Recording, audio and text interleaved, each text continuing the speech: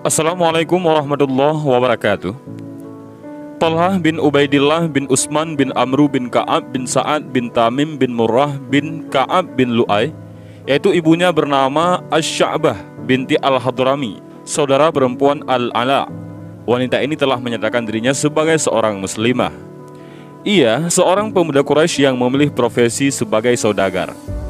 Meski masih muda, Talhah bin Ubaidillah punya kelebihan dalam strategi berdagang. Ia cerdik dan pintar, hingga dapat mengalahkan pedagang-pedagang lain yang lebih tua. Pada suatu ketika, Talhah bin Ubaidillah dan rombongan pergi ke Syam. Di Busra, Talhah bin Ubaidillah mengalami peristiwa menarik yang mengubah garis hidupnya. Tiba-tiba seorang pendeta berteriak-teriak, "Wahai para pedagang, apakah di antara tuan-tuan yang berasal dari kota Mekah?" "Ya, aku penduduk kota Mekah," jawab Talhah bin Ubaidillah.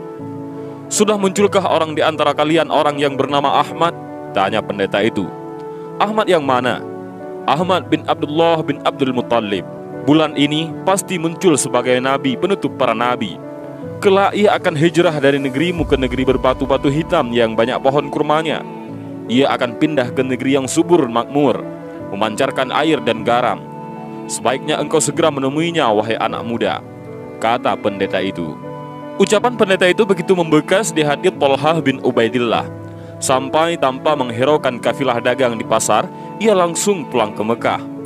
Setibanya di Mekah, ia langsung bertanya kepada keluarganya, "Ada peristiwa apa sepeninggalku?" "Ada Muhammad bin Abdullah mengatakan dirinya nabi dan Abu Bakar As-Siddiq telah mempercayai dan mengikuti apa yang dikatakannya," jawab mereka. "Aku kenal Abu Bakar. Dia seorang yang lapang dada, penyayang dan lemah lembut. Dia pedagang yang berbudi tinggi dan teguh. Kami berteman baik. Banyak orang menyukai majelisnya karena dia ahli sejarah Quraisy," gumam Talhah bin Ubaidillah lirih dalam hatinya. Setelah itu, Talhah bin Ubaidillah langsung menemui Abu Bakar As-Siddiq dan bertanya, "Benarkah Muhammad bin Abdullah telah menjadi nabi dan engkau mengikutinya?" Abu Bakar menjawab, "Betul." Kemudian Abu Bakar As-Siddiq menceritakan kisah Muhammad sejak peristiwa di Gua Hira sampai turunnya ayat pertama. Abu Bakar As-Siddiq mengajak Talhah bin Ubaidillah untuk masuk Islam.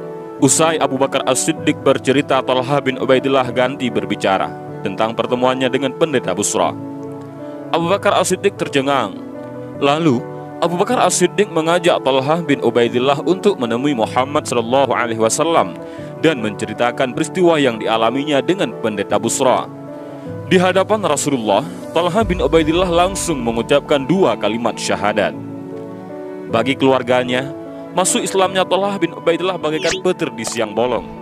Keluarganya dan orang-orang satu suku berusaha mengeluarkannya dari Islam, mulanya dengan bujuk rayu.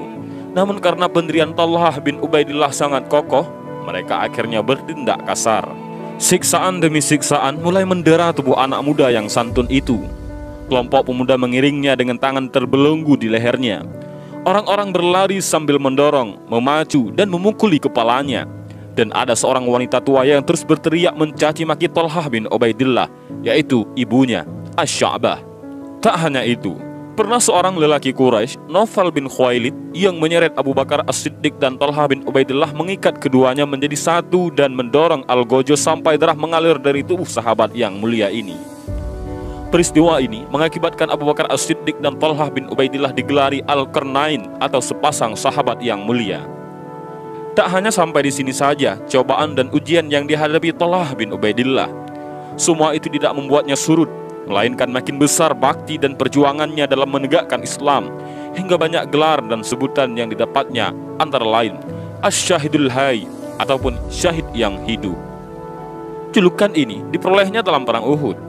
Saat itu barisan kaum muslimin terpecah belah dan kocar-kacir dari samping Rasulullah. Yang tersisa di dekat beliau hanya 11 orang Ansar dan Talhah bin Ubaidillah dari Muhajirin. Rasulullah dan orang-orang yang mengontrol beliau naik ke bukit. Tadi dihadang oleh kaum musyrikin. "Siapa berani melawan mereka? Dia akan menjadi temanku kelak di surga," seru Rasulullah. "Aku, wahai Rasulullah," kata Talhah bin Ubaidillah. "Tidak, jangan engkau. Kau harus berada di tempatmu." "Aku, ya Rasulullah," kata seorang prajurit Ansar. "Ya, majulah," kata Rasulullah.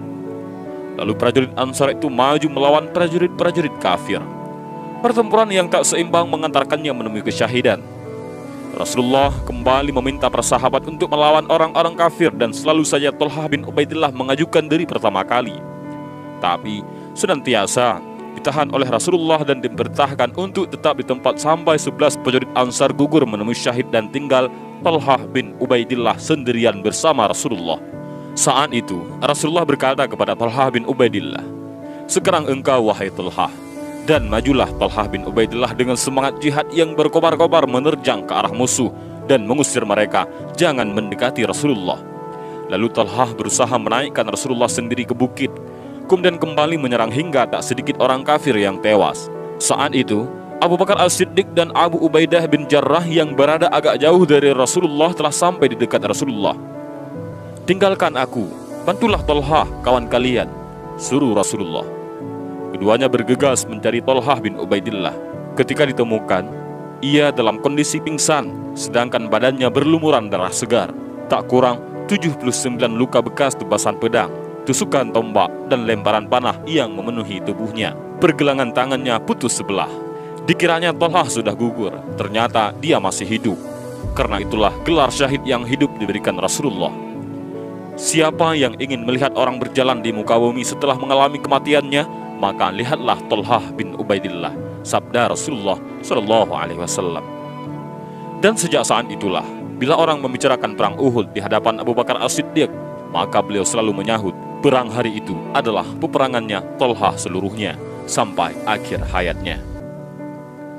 Thalhah bin Ubaidillah wafat pada usia 60 tahun dan dimakamkan di suatu tempat dekat padang rumput di Basrah.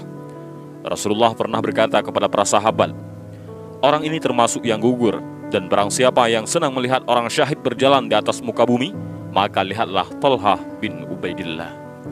Dan inilah sedikit kisah tentang Thalhah bin Ubaidillah, salah seorang sahabat yang paling setia dengan Nabi Muhammad Sallallahu Alaihi Wasallam. Mudah-mudahan dengan kita mendengar sejarah para sahabat yang begitu mencintai Rasulullah, kita juga termasuk orang-orang yang mencintai sahabat dan juga sangat mencintai Rasulullah Sallallahu Alaihi Wasallam. Dan mudah-mudahan dengan kisah singkat ini bermanfaat bagi kita semua. Amin ya rabbal alamin. Wallahu a'lam bishawab. Assalamualaikum warahmatullahi wabarakatuh.